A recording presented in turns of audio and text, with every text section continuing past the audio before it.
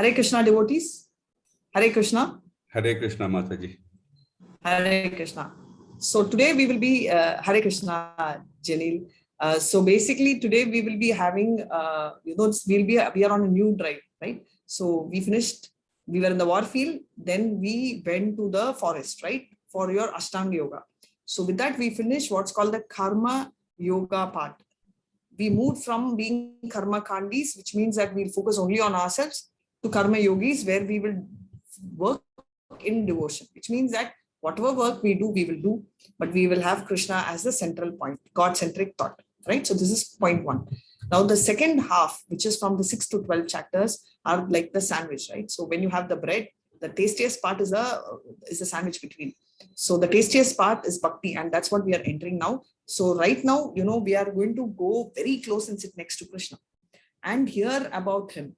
And that's the chapter which is 7 to 12. And the very purpose of all of you for the Bhagavad Gita, for knowing what it is, all that will be fulfilled in the 6 chapters, right? The middle 6 chapters. So that's why it is called the most confidential chapter. So now starting with the 7th chapter, does anyone know the name of the 7th chapter? Anyone knows the name of the 7th chapter? While you can type in chat. JfejANA-VIJÏÄNA Yoga, ma'am. Very nice. So do you know the meaning of that? Jఞાના-વિજ્ઞાના Yoga. Yes, the chapter name is correct. Do you know the meaning of that? Ma'am, I guess jnana means knowledge and vijnana in some may mean science. So maybe the knowledge to God. Yeah, absolutely. Knowledge of absolute is the English meaning. So jnana means knowledge. Vijnana means, but more practically speaking, it's the application of knowledge, right? So that's what it means. So very nice. So where are we? Okay. Can you see me? I can't see Zoom. Hare Krishna. So now Yes, let's start off our journey. You're okay. Yeah, You're okay. able to hear you. Okay. So we'll start off with Mangalacharan. Hare Krishna.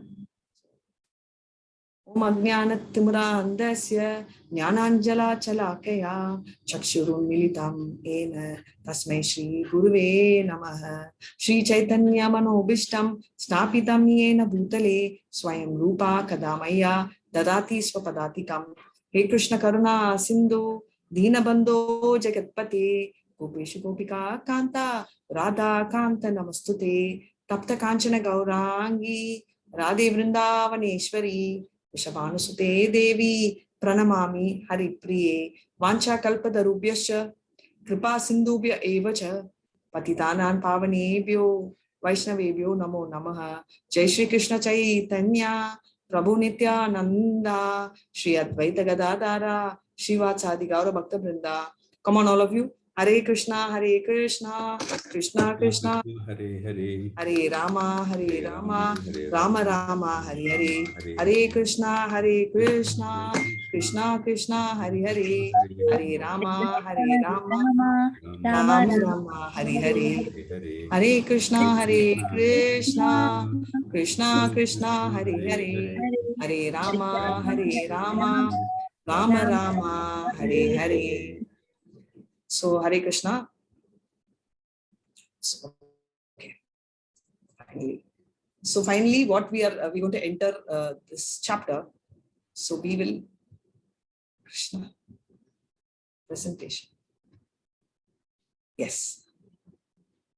So just a quick review on the 6 chapters. So Ashtanga Yoga, as I said, this is the first half or the first 1/3 of Bhagavad Gita, where we Krishna tells that this is the road not taken, not preferably to be taken, because it is not that easy. However, for someone like Arjuna who gives up and he says he can conquer the mind, but not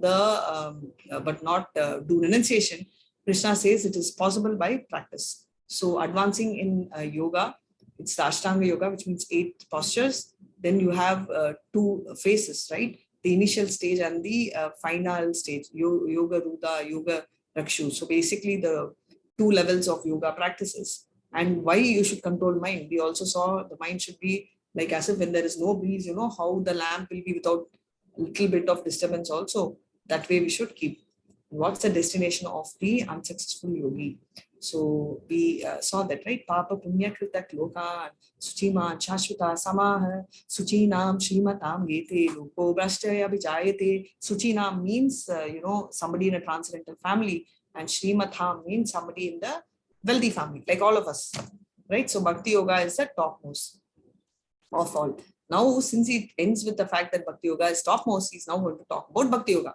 So as usual, I will chant the prayer, and after that you all can translate the text. Hare Krishna. Shri Bhagavan Vacha Maya Sakta Mana Partha Yogam Yunjan Manashrayah Asam Shayam Samakramam Yatanya Syasi Takshrunyu.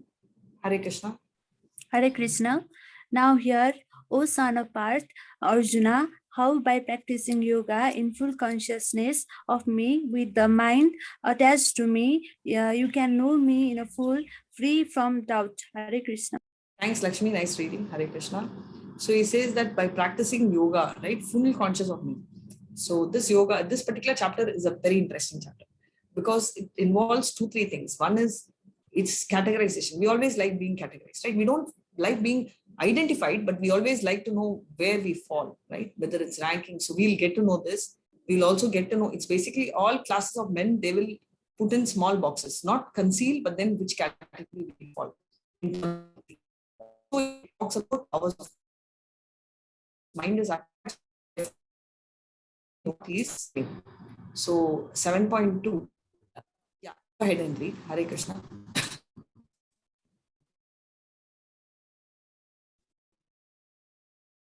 Please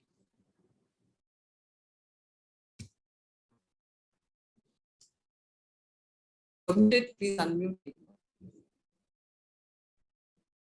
Hare Krishna. I shall now declare unto you full this knowledge, phenomenal and there remain nothing further to be known.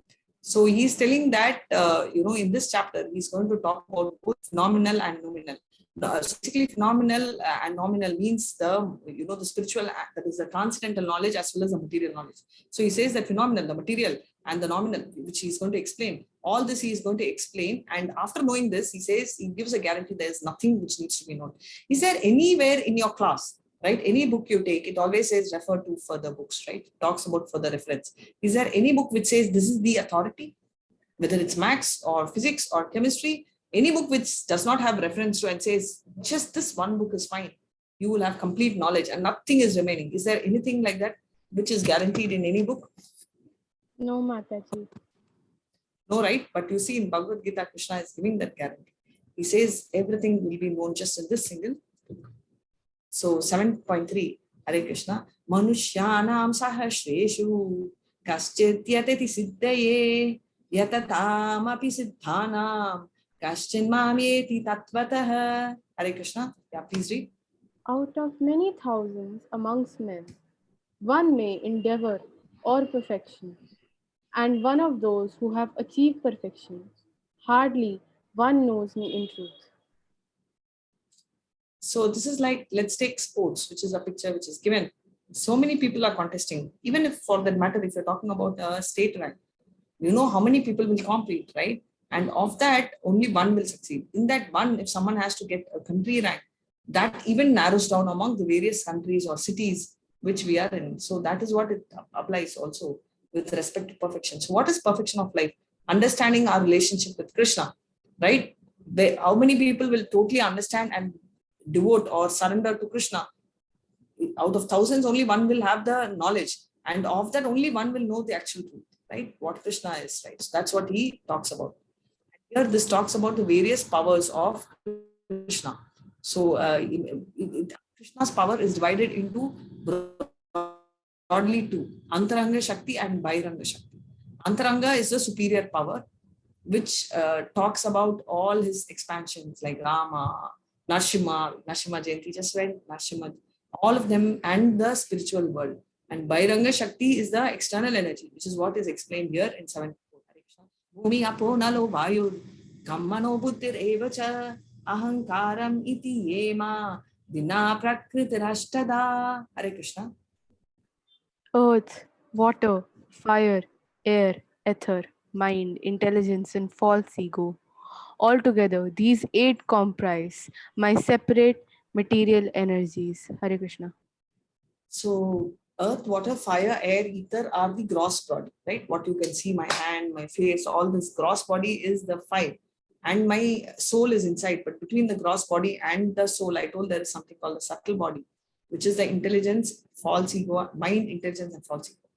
So the mind, intelligence, false ego are the three things which are in between, right? The things. So that is what he says. All put together are the separated energies. Very clearly, Krishna is saying that. And so what is he saying? They are by separated material energy. They're also his energy. So this is what is called the Bahiranga or the external energy of Krishna. Now Krishna is going to explain as to how we interact with these energies. Please go ahead and read 7.5. Hare Krishna. Besides this interferial nature, O mighty Aunt Arjuna, there is a superior energy of mind, which are all living entities who are struggling with material nature and sustaining the universe. Krishna. Thanks, Kungan, for the previous one and Gayatri for this. Thank you for reading. Nice reading for both. So he's telling this is inferior energy, no doubt, but there is one superior energy which is dash, which is going to actually is struggling with this energy. So he says Bhumi Aponala Vayu is my inferior energy, but there is one superior energy. Who's that? Asana, living entity, not just human, but all lives. He says they are struggling in this nature and trying to manage. So he's saying that though external energy is there, my superior energy. So can you see, we are all coming under his superior energy. So all this non-living things only is this inferior energy. This is what Krishna is saying. 7.7, Hare Krishna. O conqueror of wealth, Arjuna, there is no truth superior to me. Everything rests upon me as pearls are strung on a thread. He says, oh Arjuna, there's nothing which is more superior. So he's giving that guarantee. Nothing can be more superior and everything will rest upon me. Just as how pearls are. So all this energies, this world, right, spiritual, material world, are like the beautiful pearls which are on the thread. And look at Krishna, he's so nice, right? He's calling us the pearls and calls himself the thread. So this picture, I'm going to explain Goloka chart at the end. I'll explain to you at that time. And before that, prior to the 7.6, 7.7, you can read the 7.6 also here. Of all that is material and all that is spiritual in this world, known for certain that I am both its origin and dissolution. Krishna is telling that I am the cause of all causes, be it material or spiritual. He says I am the cause, right? Cause of the material world, demigods, everything. Krishna is the ultimate cause. Hare Krishna. Raso aham apsu kaunteya prabhasmi shashi suryahu pranava sarva vedeshu saptah ke paurusham rishu. Hare Krishna. O son of Kaunti, Arjuna, I am taste of water, the light of the sun and the moon, the syllable Om in Vedic mantras. I am the sound in ether and ability in man. So he is now trying to tell what and all he is. Of course, he is a lot, which we are going to read in the 10th chapter. But now he's just telling the taste of water. So for us, it's very difficult since we are beginners, right? How can we relate to Krishna? So when we drink water, we can think. And when we are seeing the sun and the moon, right? We will be, Shashi means moon. Surya means sun, that you all know. And Om, if you see everything, many mantras start with Om. If you can tell me, Om Namo Bhagavate Vasudevaya, Om Namo Bhagavate Vasudevaya, Om Namo Bhagavate Vasudevaya. I was telling it at the beginning, so it's coming now. So is there any other Vedic mantra you can think of which starts with Om? Does anyone? Om Namah Shivaya. Thank you so much. So Om Namah Shivaya. Anything else other than that? Om Triambakam. Om, correct, that one. Then Om Suklam Bharadram Vishnum Shashivardham Sadur Pujam.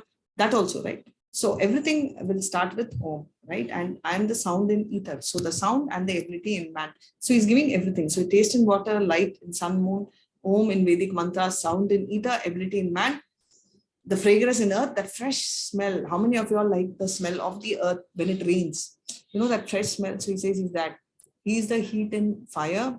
He is the life of all the lives. He's the penance in all aesthetics, and he's the original seed. He is the intelligence in the intelligent, prowess of the powerful man, strength in the strong. Devoid means which basically excludes the passion and desire and sex life, not contrary to religious principle. That's also Krishna. So he's giving us huge list, right? So let's go ahead and read 7.12. Hare Krishna. All states of being they are goddess, passion, or ignorance, are manifested by my energy. I am one in sense, everything, but I am independent. I am not under the modes of this material nature. So he says all states of being, be they goodness, passion, ignorance, irrespective, are my energy. So Krishna is making very clearly the modes are also his energy, and the modes report to him. So Krishna is above the modes. The modes don't go under him. He is above the modes. So can you see? We are being played by modes. So therefore, this is what it is. But I am independent. So he says, I am independent and I am not under the modes. Therefore, what he says is, it is not possible to tell that I will be able to manage. We need to take the power of Krishna to only come over the words, only the modes. Otherwise, the modes will take control of us. Just like how we read in the 6th chapter, whether mind is a friend or enemy. Now you know who's a villain here. We found the villain also. Yeah, 7.13. Hare Krishna. Deluded by the three modes, goddess, passion, and ignorance, the whole world doesn't know me, who am above the modes and inexhaustible. So very nicely, deluded by the three modes, the whole world does not know me, who I am above the modes and inexhaustible. So very clearly he says, by the three modes, the whole world does not know, because they are we are in some mode or the other, which is what we saw, right? Manushanam sahasretu kaschit yatadi siddhaya. Yatatam api siddhanam kaschit mamyeti tatvatah. First one itself we saw, out of thousands of people, sahasreshu means what? Thousands, right, of people, only one really knows, and of that only one will reach the perfection. So now this is another beautiful shloka. Hare Krishna. 7. Devi hesha gunamayi mama maya duratyaya mame vaye prapadyante mayam etam tarantite. Hare Krishna. This divine energy of mine, consisting of the three modes of material nature, is difficult to overcome, but those who have surrendered unto me can easily cross beyond it. So I was just telling you. So now I always take this example. So if how do we get over the energy? Is if you know the power of the supreme energy. Superior energy is Krishna, right? It's like the president and the secretary. If the secretary of the president is giving trouble, there's no way we will have the power to fight. But if you know the president directly, the secretary will be scared, right? So he'll be very scared, and he will run away, right? So that's what is going to happen. So therefore, so try and get the power of the most powerful, which is the superior energy of Krishna. Oh, sorry.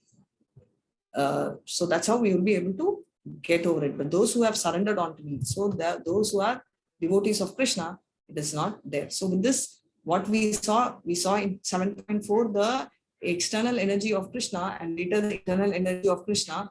Also, we saw, Manushanams, that is basically how many people are ready to surrender and become as pure devotees. We also saw that about the three modes which are above us but below Krishna, and how we will be able to get over it. Now we are going to talk about categorization of people. The entire world is divided into two categories, right?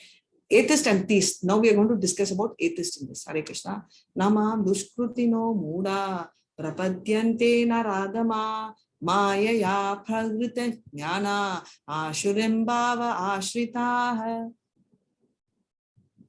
Those miscreants who are grossly foolish, lowest among mankind, whose knowledge is stolen by illusion, and who partake of the atheistic nature of demons, do not surrender unto me. So he's very clearly telling who all won't surrender. Somebody who's very foolish, who like this, the donkey very well knows that it's going to get its food. What happens in a donkey's case is is not aware. It thinks that only if I carry the bags, I will be given food. So it does that, right? So this is one. Now you have this picture in the right. This is Naradama. So who are they? JαϊÄNA-VIJÏÄNA. So we have seen Chaitanya, and the story is of Nityananda.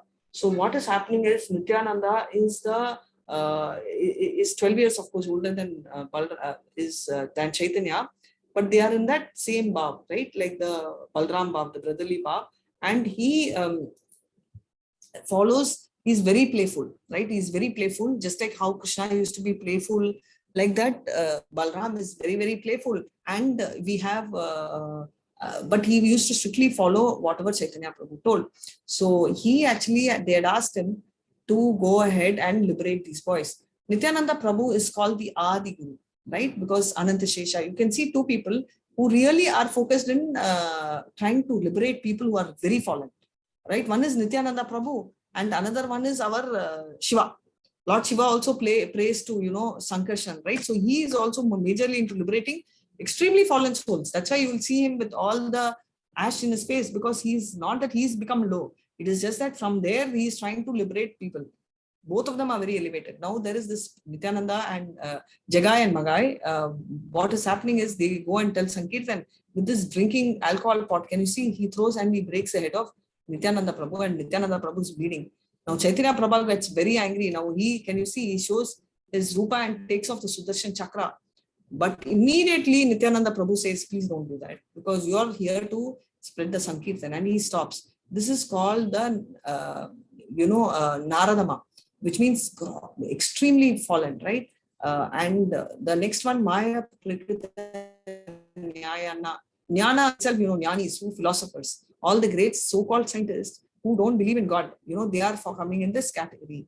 And the next category is Ashrim Bhava Ashritaha, is all Hiranyakashipu, Ravana, and all the politicians. Today also we have, right, whom we take shelter of. So that is coming. So you saw the atheist are of 4 category. So we saw them. What are they? Can anyone tell me from what I told? Any one category of the atheist? No need all 4. Could be difficult, but at least one. Hare Krishna.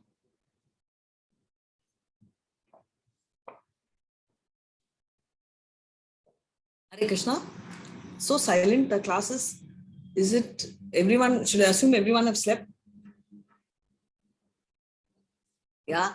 So it's there in this shloka itself. It's Muda, which is grossly foolish. Naradama, lowest among mankind. Maya Prakrita Nyaya, whose knowledge is stolen by Maya, which is illusion. And Ashram Bhava Ashritaha. Ashram means what? Anadashram we read, right? That is basically like, it is an orphanage is what? It's a place where orphans are given shelter. Here Ashram, that means what? Ashuras are given, where Ashuras give shelter, right? So that is what it is. Now we saw atheistic people. Now let's talk about us. Very important, right? Do we also have a categorization? Yes. Please take a paper and a pen, or at least note down in your mind, because this is very exciting for me, this particular shloka, because this one tells you that you will be in one of the categories, 100%. All the starters, not just you, not me, every one of us will be in one of the 4, which we are going to see now. Hare Krishna. Chatur vite bhajante ma jana dushkriti no juna artha jignashu arthati jnani shabar shaba. So, yeah, please go ahead and read. Hare Krishna.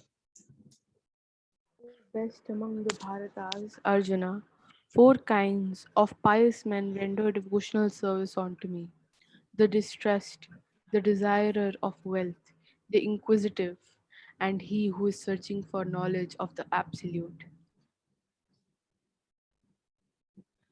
So very clearly, what is he saying? He is talking about best among Bharatas. What happens? Desirer of wealth. So basically, he will either be Artha, who means that who is distressed. So it will be in the next photo. I'll show you. Who will go and ask. Example. Now you can tell me. First picture. Does anyone know who it is? Everybody knows who it is. Airavata. Sorry? Is it Airavata? No, not Iravat. It's Gajendra. Gajendra. Yeah, absolutely. Gajendra Moksha. He was Indradyumna in his previous birth. And due to some, both of them are sages only. Due to some curse, they become an elephant, but he still remembers bhakti. Okay, very elevated soul. And he is actually coming to pick up the lotus flower for Vishnu only. but he's distressed, right? So this is that Artho. We saw his leg got caught in a crocodile and he's dying. And what is he thinking? He's calling Krishna, right? And now the second picture, all of you know. Sorry. Krishna. Yeah. Second picture, Draupadi. Draupadi. What is she going through? She is now the Artati. She's in distress mode, right? She's also distressed. So so both of them are coming under the same category called the distress. Now we saw Artha, right? Now let's go down. I just want to follow the order. Dhruva. I told I'll leave the answer. Sorry, Dhruva. So why did he go? He went for seeking wealth, right? So he'll come under the Artati. Anyone who seeks wealth. Example here. Second picture for you. Who's that?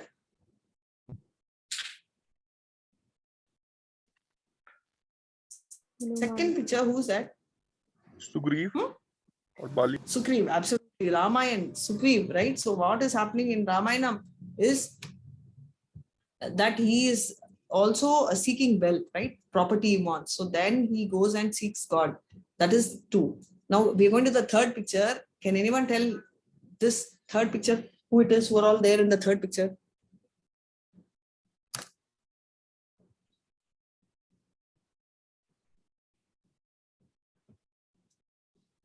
Who are all there in the third picture?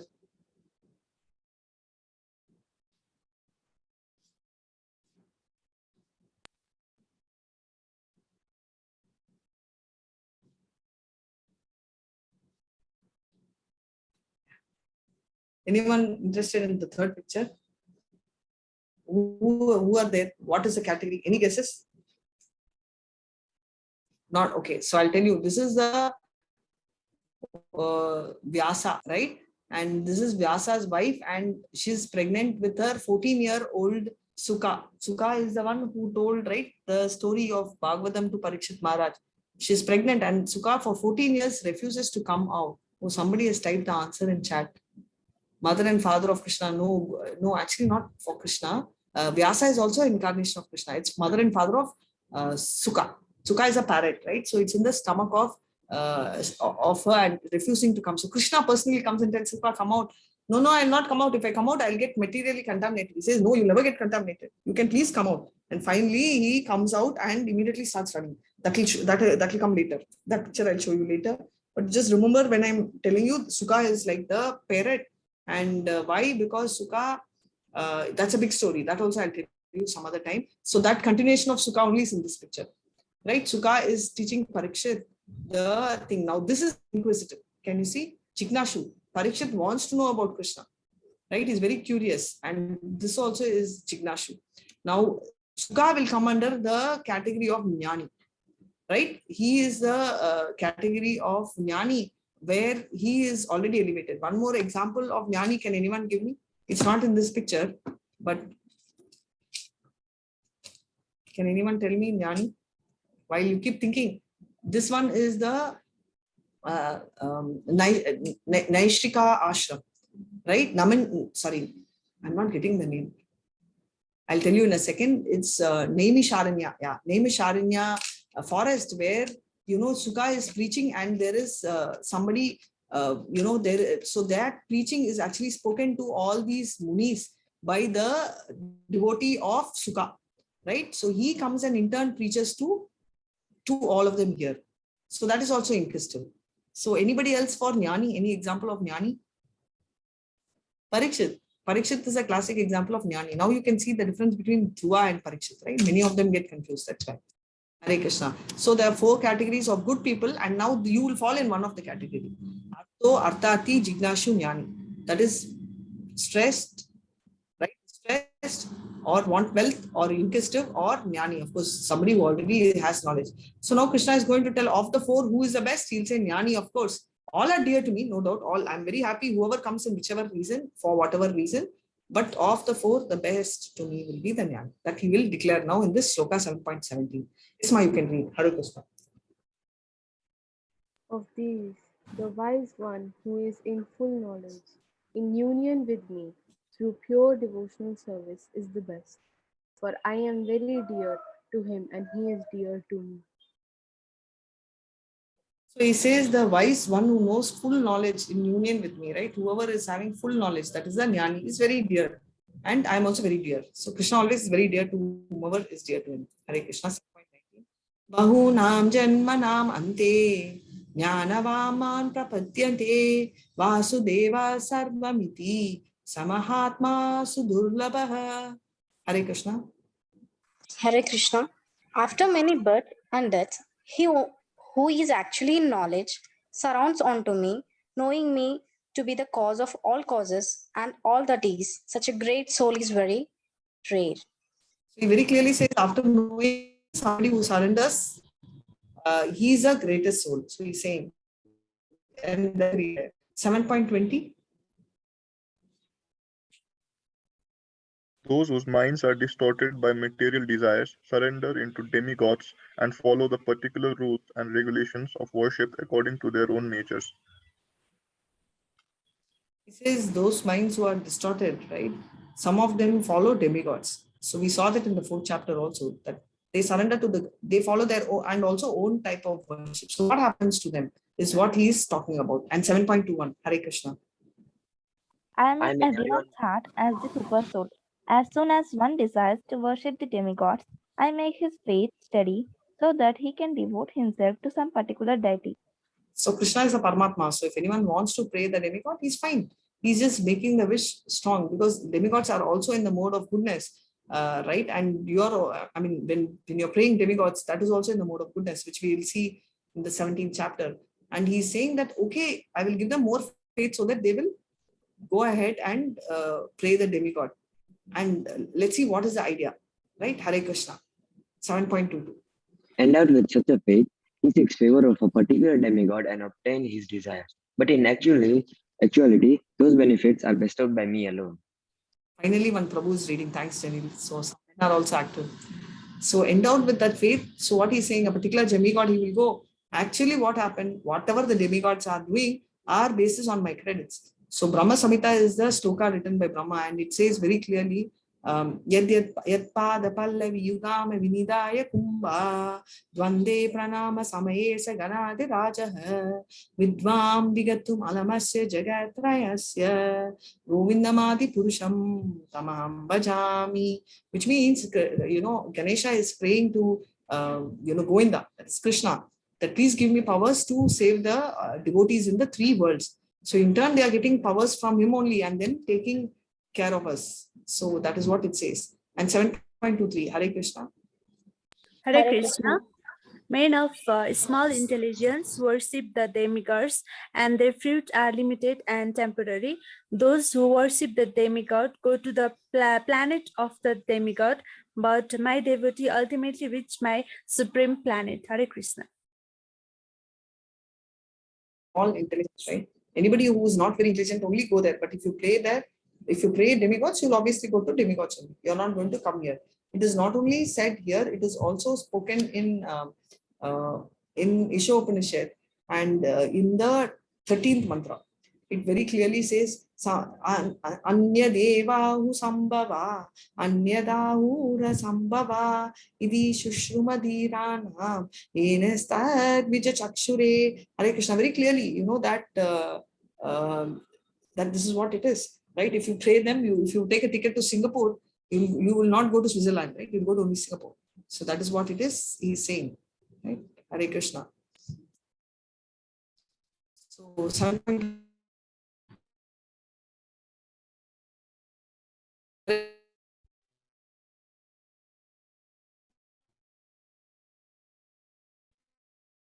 Can you hear me?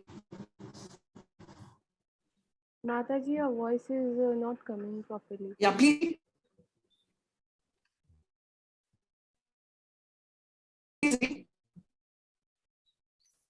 Mataji can read, Mataji. All right, Prabhu. Yeah. Unintelligent men who know me not think that I have assumed this form and personality. Due to their small knowledge, they do not know my higher nature, which is challengeless and supreme. Hare Krishna. Changeless. So what he is telling is, they think that I have assumed this form. So Krishna's original form itself is the two-handed Sham Sundara form. but they don't think, they just think that he's come in a human form. So such people are not intelligent. And 7.25.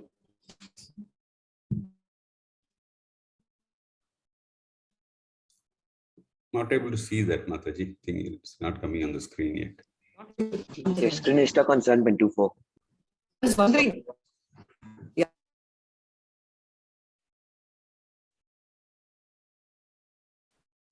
Still shows 7.24 only, Mataji. 7.25 is yet to come up.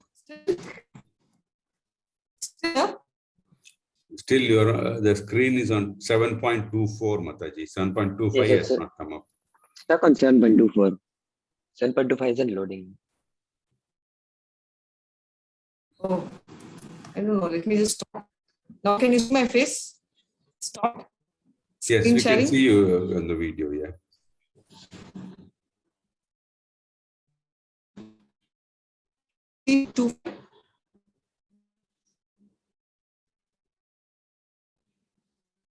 No, Can you Mataji, see? still not here. Still, okay. What is visible? Only my face or the screen share?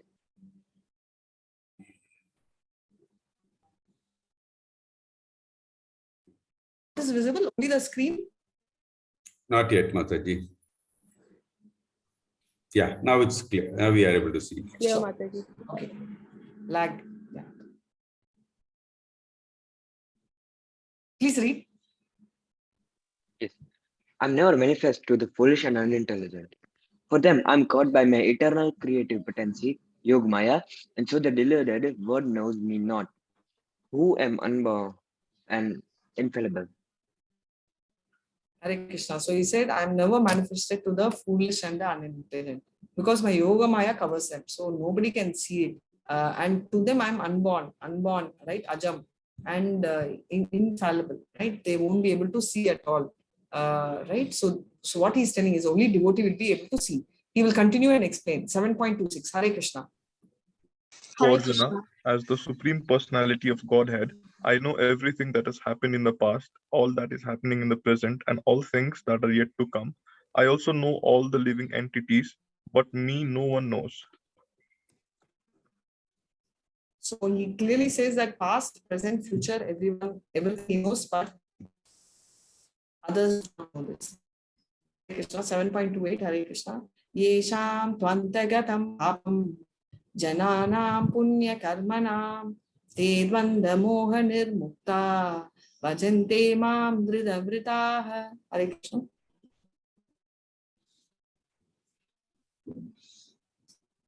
Persons who have acted piously in previous lives and in his life, those sinful actions are completely eradicated, and whose are freed from the duality of delusion, engage themselves in my service with determination. Dhridavritaha means determination. So he says, whoever are pious in either this life or previous life, all the sins I am going to completely remove. Right? This is going to come back even in the 18th chapter. He's going to tell, Sarva dharmam parityaga mamekam charanam traja aham tvam sarva papebhyo moksha ishami suchu. So I'm going to clear all the sins. Right? Aham tvam. So whoever surrenders to me, same thing. It's very similar. So whoever is there, the sins are completely in. 7.30. Hare Krishna. Those who know me as the Supreme Lord, as the governing principle of the material manifestation, who know me as the one underlying all the demigods and as the one sustaining all sacrifices, can, with steadfast mind, understand and know me even at the time of the death. So he very clearly says that those who know me as the supreme and the governing principle and and controller of demigods, all of you really can understand me even at the time of. So beautifully Krishna is explaining, right? Who all will know him is what he is telling. So what is he talking about? He's talking about the glories of knowledge about Krishna. What is the advantage of knowing Krishna is what he very clearly says. He says knowledge of Krishna, we are reading and we are talking about knowledge of Krishna's energy. Why? Because only when we know about someone, your interest for the person. So that's what we are trying to do here. And therefore, it helps us to surrender to him. How can you surrender to someone without even knowing to a person, right? So even if someone is getting married, you ask their biodata, right? What is it? What are the qualities? What are the plus? That's what we're doing. And he is also talking in short about demigods and impersonalists. We saw, right? How can he, what is he feeling about demigods, right? Demigods actually are, their faith itself is given by Krishna only. And that too, very few people will attain the perfection. And knowing him in the same form, anyone who thinks he does not have a form is the impersonalist. Impersonalist means impersonal, does not have personality. So who feels that Krishna does not have a form is foolish. And therefore, how from that illusion people move on to devotion. That is only icha dvesha samuteta titan. So that is what we saw in the last thing. So this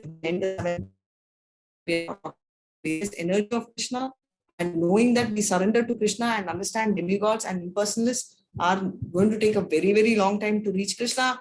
And from confusion, we will reach devotion very quickly, right? So for that only we are hearing and listening to this 7th chapter. Hare Krishna. Any doubts you can ask me. Till then I'll tell the prayer. Vancha kalpa darubhyasya kripa prabhasindubhya evacha patitanam pavanebhyo vaishnavebhyo namo namah. Come on, all of you. Sorry. All of you, Hare Krishna, Hare Krishna, Hare Krishna, Krishna Krishna Hare Hare, Hare Krishna, Hare Hare Hare Rama Rama, Hare Rama, Rama Rama, Hare Hare. Hare Krishna, Hare Krishna, Krishna Krishna, Hare Hare. Hare Rama, Hare Rama, Rama Rama, Hare Hare. Hare Krishna, Krishna Krishna, Hare Hare. Hare Rama, Rama, Rama, Hare Hare. Yeah, any other doubts you have? If you don't have any doubts, I'm going to explain Goloka chat.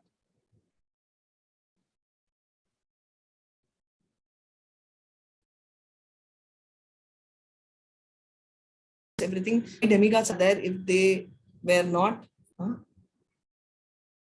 there were no demigods, we would know that okay, message only is there. So he controls everything, but it's like the CEO, right? So you know the owner of the company is one person, but you need a lot of them. So demigod also have a wish. They are also devotees of Krishna. They are in the material world, higher planet. They want to do the administrative work, right? So Krishna gives opportunity to everyone. So that is one. So he actually, it's not that he cannot manage without demigod, but demigods have a desire to manage the world, right? Some of us want to be the boss, right? So he is telling, okay, you want to be the boss, at the same time, you are so good. Okay, be the boss of the people who are bad, right? And I'm giving you power. What do you want? No, they are very good. I want, okay, I'll give you limited power. Like how in a bank, right? You have many branches and each branch has a branch manager. Depending on the size of the branch manager may be senior branch manager, junior branch manager. But what happens is he is given limited powers, right? You want to sanction a loan? Yes. You want to give a lot of locker? Yes. Like that, demigods are given power because demigods are also devotees of Krishna. So he's satisfying their wish, just like how you have a wish that you want a house, you want a beautiful spouse, you want a college degree. Somebody else may want some other wish, like the demigods have the wish of leadership. So he's fulfilling that. And also he is, he is dedicating that. Now, can he become that? He can. If he feels there is no suitable demigod, he takes the role of the demigod also. Any other doubt?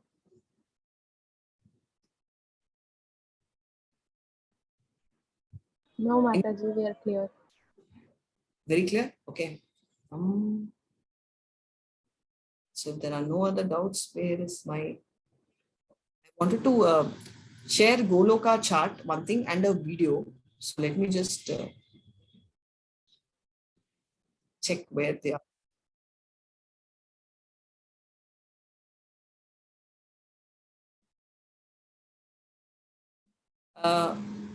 One sec. Okay, I'm just going to show you the bridge presentation, which is there for today. And Mataji, then actually one doubt is there. Yeah, go ahead. So, like the 5 Pandava sons, they are from different demigods, right? Like your Yama and Indra, right? So instead, if Mata Kunti would just take Supreme Lord Narayan's name that please give me a child, would he not give? Very nice thing. So basically, it is not that she's praying the demigod for children. It is a benediction which Durvasa Muni had given her, telling that if you think of any demigod, you will have a child. Obviously, he cannot, Durvasa Muni is not powerful enough to tell that you can call Vishnu itself. You understand what I'm telling? So basically, let's say that I'm telling, I am coming there and I have the, let's say I work for a bank. So I'll take my actual example. So I was in charge of zonal, right, which is South. So I can tell you, okay, what you do is you go to any branch and take my name. I will give you a locker, right? So my powers are only that. So is Durvasa Muni's. I cannot tell, oh, okay, no problem. Where are you? You're in Delhi. Why don't you meet the CEO? She will arrange for a nice lunch. I don't have that power. Or you ask her, she'll arrange for it. I don't have that power. So Durvasa Muni may not have had the power to tell you go and think of Vishnu, Vishnu will give a child. Right now, Kunti, whether she thinks of Vishnu or not is not the story at all. The story here is only two of them get benediction. One is Kunti, another one is Radharani. What is Radharani's benediction? Radharani will cook so many varieties of food. So many one cannot even imagine. That is the benediction which she has got. And that's a speciality of hers. And Kunti's benediction is that Kunti will, what should I say? Kunti will think or pray anyone, she will she will have the child from them. So that's the speciality. So that is the story of both. Did you get that? Yes, Mataji.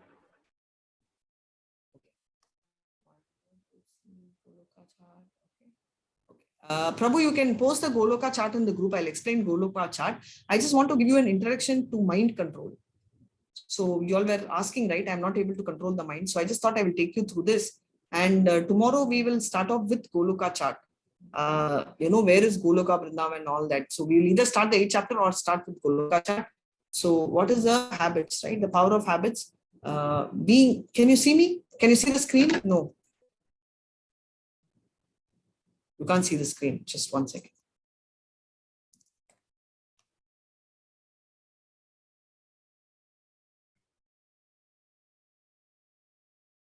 Okay. Want me to share the Goloka chart? Prabhu, after this, I'll take your help for the thing. Maybe introduction of mind control. But thank you. You might be sharing it after this. I'm not fine. Hare Krishna. Thank you so much, Prabhu. Being a slave or the servant of good habits is our choice. So that's so clearly given here. We make our habits and habits make us. So somebody can read this.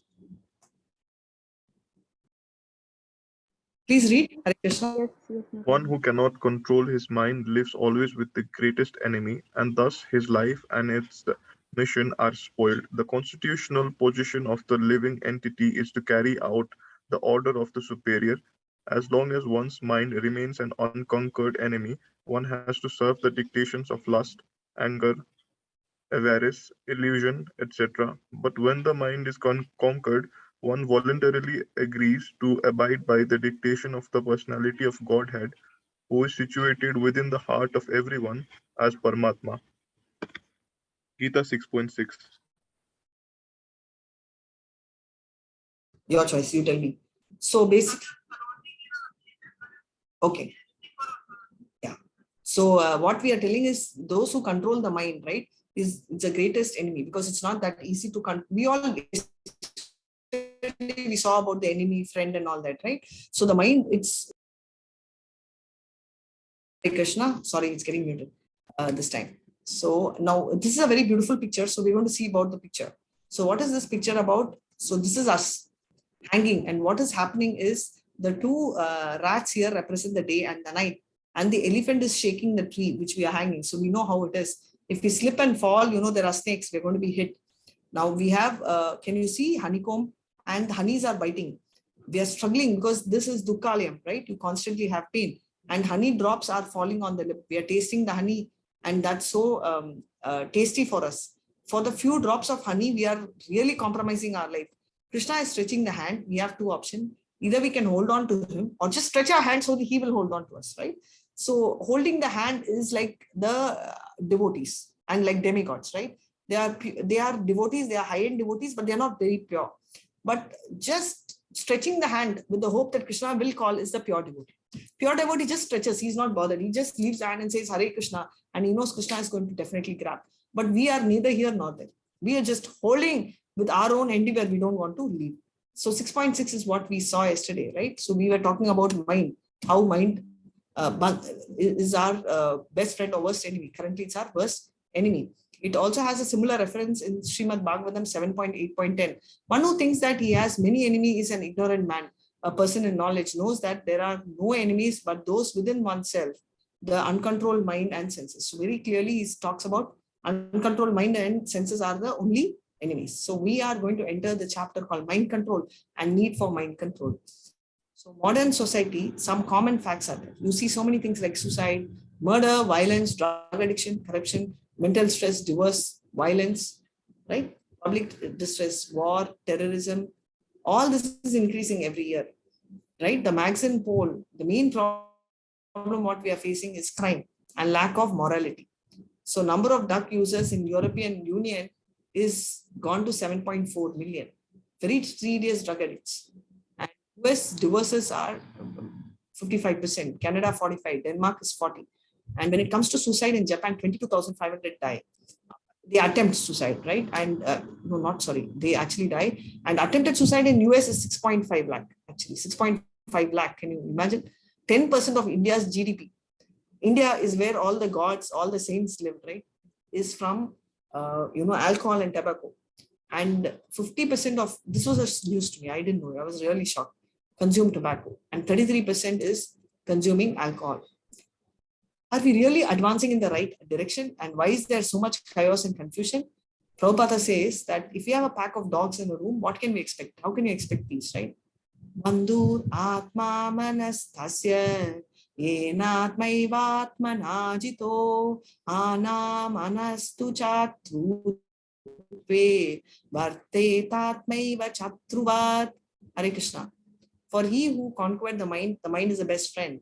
But for those who have failed to do so, his mind will remain the greatest enemy. So he's very clearly saying. And why all this? Because of lack of confidence, loss of trust, madness, damage to oneself, right? Depression, hypertension, dangerous diseases, weakness, all these are coming because of problem with the mind. So we keep having this doubt, right? Which is powerful? Does your mind make you sick? Or yes, mind is very powerful tool. That is why you see when somebody has a mental trauma or is upset, they're physically also having a lot of problem, right? So anyone who's suffering from a depression or anxiety have loss of weight or obesity or loss of appetite. All this is not independent. So mind affects body, body affects mind. Body affects mind. Oh my God, I'm having fever for 2 days. Maybe I have COVID, right? Mind starts working. Really you have or not? It's different, but your mind starts working. How can we expect peace and happiness in this situation? The solution to our problems is to control the mind, but Krishna says it's so difficult. Unconscious incompetence. I don't have knowledge. I'm not capable. Both I don't have. Conscious incompetence is I know I don't have knowledge by reading, but I'm not competent. I just don't want to read Bhagavad Gita. Conscious competence, right? I have Bhagavad Gita. I want to read. I will read. Like driving also. I have license. I can do it. But unconscious competence is right. Still, I just don't know what to do. I'm very confused and I don't feel, I will have my own mental concoction. I will think, I'm not going to read. If I read, I might have to follow the rules, so I'm confused. So finally, that's the new, that's where we are landing up. So how do we break? This is what I keep telling. So we're talking about the body, which is the Panchabhuta. We saw that in the 7th chapter. And we also saw about the soul. So what is in between is the mind intelligence falls, where the mind becomes very, very powerful. So if you see this beautiful picture, we have various stages. If you see there are 4 stages, right? Conscious stage called the Tulya. Always we are conscious. And there is consciousness, but not aware, right? So that's a little on the subtle body side. So that is called Shushupti. You don't have to get too much into this. And the dream state is called the Swapna state. And when you're completely, on an alert stage, it's right? Jagrati, you're fully conscious. So this one clearly explains. This is a picture on the right, which is important. Gross body is this. Soul is there, which is eternal knowledge, Satchidan, and subtle body is this. So yeah, this has a better thing, right? But the subtle body, as long as it's there, it won't be able to leave you at all. It gets stuck. So method of mind control talks about physical methods, mental methods, and spiritual methods. So these are the 3 methods which we have to follow. So we can feel free to follow any one method. So choice is ours. So with this, I will stop the presentation Prabhu, can you share the Goloka chart for a second? Hare Krishna. Sure, Mataji. Yes.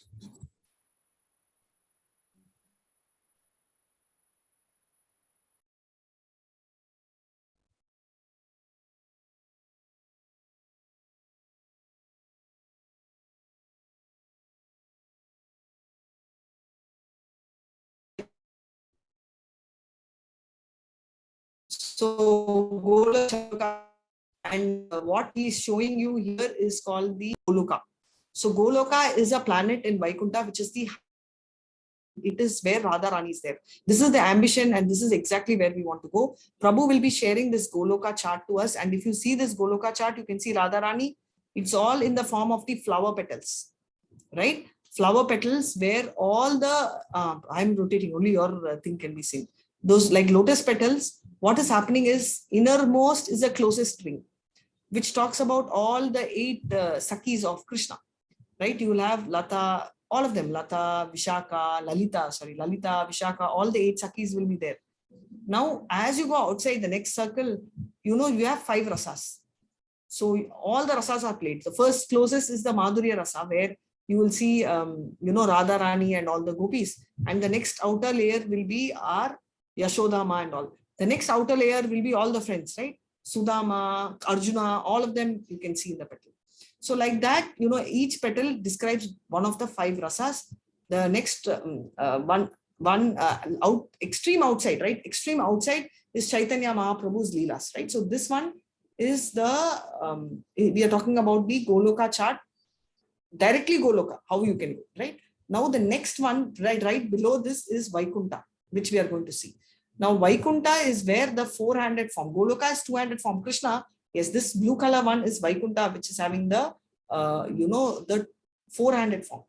And who are there? You can see a lot of gods. You can even see Lord, Narasimha here, Rama, all of them are here. So basically, what is Goloka? What is Vaikunta? Spiritual planet is called Vaikunta. Goloka is the highest planet in Vaikunta. So it's very difficult to reach Goloka, and it is in fact impossible to reach.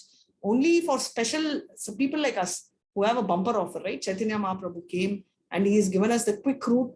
Therefore, we are chanting and we can reach. But otherwise, it's not possible to reach Goloka at all. Only entry should be in Vaikunta. But it's like 1 in billion people are lucky, and we are lucky part. We have a direct entry into Goloka by just chanting. Otherwise, everybody will go only to Vaikunta, right? And stay there. So Vaikunta, Kunta means free from all problems, right? So now I'm going to show you the expansion of our universe, which is below. It's not actually, Prabhu, stop here. Yeah. So if you can see here, the topmost is the Shiva Loka. Can you see top still further? Yeah, the line exactly. So that line which divides both, right, is Shiva Loka. So he's half in the light and half in the darkness. And the point which Prabhu is touching is the Brahmajyoti, above that. Below that is what is called Karno Dakshai Vishnu. Can you see? Sleeping, he's also called Mahavishnu. Why? Because he is in Vraja river, and this is called Vishnu Tattva, expansion of Vishnu.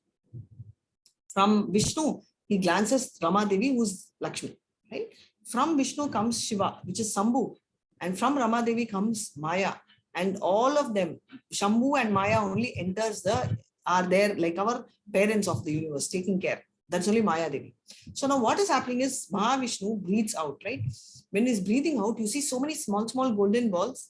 These tiny little golden balls are nothing but each universe, right? Ours is one such golden ball. How many such balls are there? It's as many as that of the mustard. As many as mustard seeds are there, so many golden balls are there.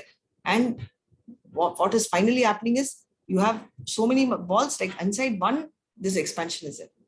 So inside each golden ball, Mahavishnu enters in the name of Garbo Dakshai Vishnu. Each, and from the Garbha means, Garbha, from the stomach of the navel of the Vishnu, this Vishnu is called Garbo Dakshai Vishnu. You can see he is lying down in, in the ocean where Lakshmi Ma is taking care, and you can see Sankarshana, right? The snake, who's his bed, Shesha. That's called Sheshna, right? And from the stomach, you can see Brahma coming. And what is happening is there are 14 planets. If you can sort of slightly enlarge, you will be able to see the planets. Yeah, he's going to send this picture so you can do the homework of enlarging and seeing today. And in the 14 planets, we are in the middle planetary system. You can see, very nice, Prabhu. Thank you so much. It's called the Burloka, right? And above Burloka is upper planets. So the first one is called the Satya Loka, where Brahma is there. Very difficult, high planet. Satya Loka, Tapaloka, and Janaloka are top planets. Where Brahma is there, Tapaloka is where Brahma's 4 children are there. And Janaloka is where Jana itself, Pashupati are there, right? Below that, Maharloka. So first 3 lokas are very important, because what happens is every day of Brahma, we already saw in the 4th chapter, that every day of Brahma, which entire life of Brahma, 100 years is equal to 311.04 trillion years, right? So every day of Brahma, all planets get destroyed, except the top 3. And the top 3 also will get destroyed on the death of Brahma. So after 100 years, that get destroyed. So we have Burloka, which is considered as a jail. So that's where we are living. And below that is the Padaloka, and below that is Narakaloka. There are 28 Narakas explained in detail in the chapter 5, right? That is the thing.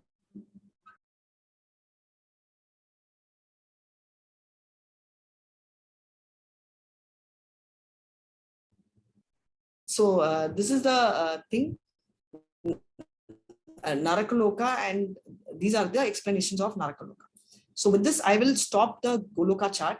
Before you ask any doubt, my only request is tomorrow you can ask the doubts. I only request you all to please go ahead and read this chart which Prabhu is sharing, and then ask me the doubts tomorrow. Then I'll explain about Shiro Dakshai Vishnu tomorrow. Otherwise, it will be an overload for you. Yeah. Prabhu, you can stop recording. All of you tell me Hare Krishna once. And who's going to chant today?